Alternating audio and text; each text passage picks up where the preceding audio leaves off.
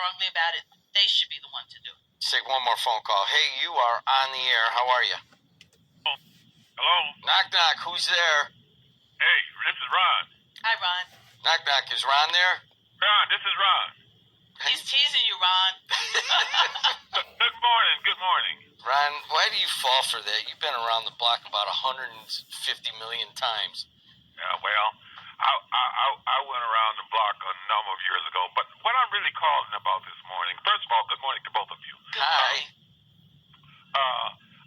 I'm really alarmed and upset about the situation, and I know Wallace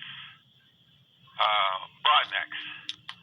I want to, and Burley know that I'm an activist from way back, and I'm contemplating a protest. My understanding that the city council people don't believe that, they're not for having a paid security. They say these businesses can't afford it. Let me just share with you. These businesses are terrible. Their bathrooms are nasty. They're disrespectful to people in our community. No other community will allow them to put up with the kind of stuff they put up on it. Now they have a bulletproof glass to protect their people that's working there, but they don't have anything to protect the citizens who come to these stations, which I don't go to in the first place. And I believe in supporting my community. Burley, you know me. I believe that. But I just happen to believe that when you have to stop and nature calls, and especially a woman has to sit down on a stool, it is terrible.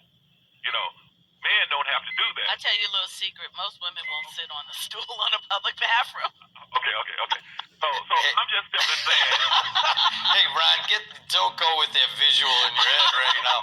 Just try to get rid of it. Go forward. Okay, go ahead. In 1989, I started a protest against a wall in Hammond. Okay, so I'll go way back with protesters. Guess what they called Ron? He was protesting that wall in Hammond, Jim. And they called him a wall nut. Walnut, right. Now, Nova came out with the walnut. I know. But nevertheless, and Ron may say that, Ron, you were wrong, but at that time, all kinds of racism came out on that thing. They called us the N-word. I was joined by probably 150 people. Some of the council people, Dolly Miller and all those people joined me in that effort. And they say, well, it wasn't about contamination. It wasn't about contamination. It is safe. I have a letter right now I can show you from Pisklowski, which saying that the situation was not contaminated. But anyway, going on to Broadnax, I don't want to just the time.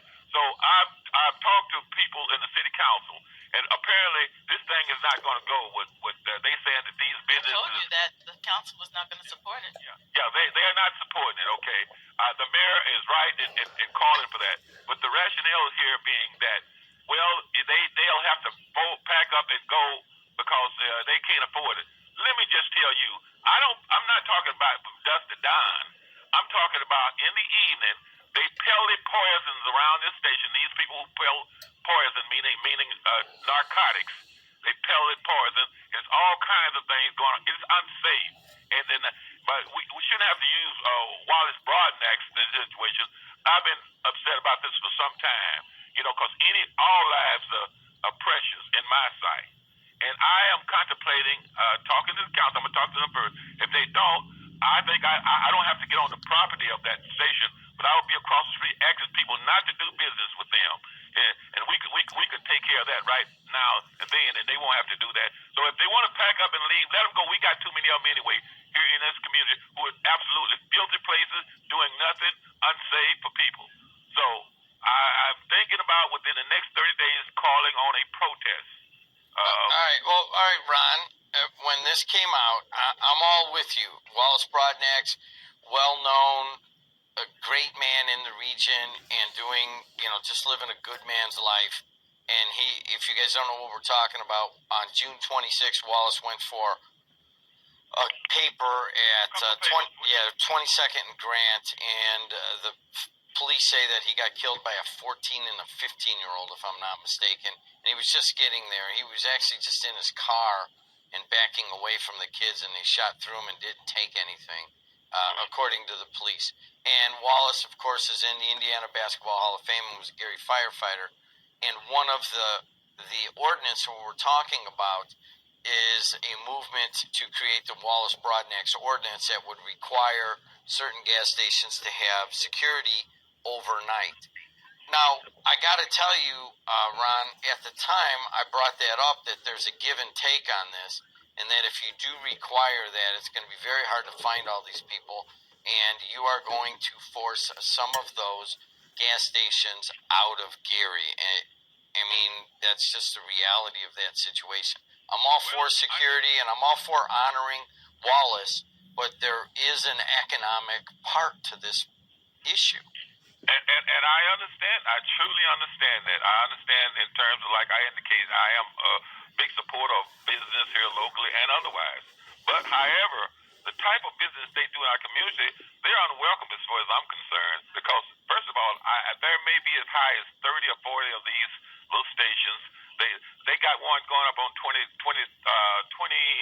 and Grant, I believe, used to be a station, and I bet you it's going to be some of these same people. And I'm not going into ethnicity of these individuals, but I'm just saying that it happened to be foreign people, and they come in here. They could not sit up in your community, Jed. They could not sit up in your community. And I'm just simply saying I have a serious problem with that, and not only because of Wallace Broadnax, but just the filth in there and stuff like that. So my main thing now, calling on the city council to, and I intend to attend the city council meeting, asking them to whatever the cost may be.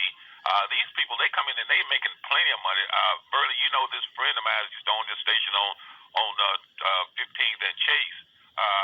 He sold it to one of those people, and of course, I hate this. Those people, these people. Okay, yeah, I hate that conversation. Yeah, you're right. Because I hate for somebody. I really do. I have a No, you're right. You're absolutely right. Hey, Ron, I'm going to cut you off right now. I'm going to go with this topic for a second. Thank you. We got the gist of it. What's going to happen with the Wallace Broadnax thing. Anthony came in here last Tuesday, and we talked about Wallace and the ordinance, and we'll let the Gary City Council fix that. But I want to talk about gas stations, and that I had not really thought about this until Repay's brother, the Hammond cop, was in here. And he starts talking about gas stations and all the stuff going on at gas stations and all of the drug deals and how kind of really dangerous it is to go to a gas station. But that really shows the bubble you live in. It does. Because most people are aware of that, right? I brought it up with my wife, and she said the same thing. She's like, where in the hell have you been? And I'm like, I'm just a white guy who goes wherever I feel like it. I don't think about it. Privilege.